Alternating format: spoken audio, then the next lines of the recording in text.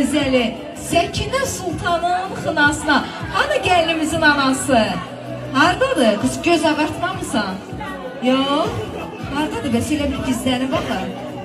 Qız özüm buradayam. Gəl gör. İnişli yoxuşlu yollarında heç zaman büdürəməyirsiniz. Sevgi bəyimiz deyir ki, sən güllərdən gözəlsən Azərbaycan gözəli. Sən mələk tək özəlsən Azərbaycan gözəli. Behişti görməmişəm, heç nə deyə bilmərəm. Amma bugün bu xınada hamıdan özəl, hamıdan gözəlsən Azərbaycan gözəli. Gelin gelin ay gelin.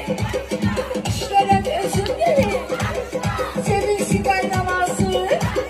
Ocakta bizim gelin. Gelin oturup taş ister.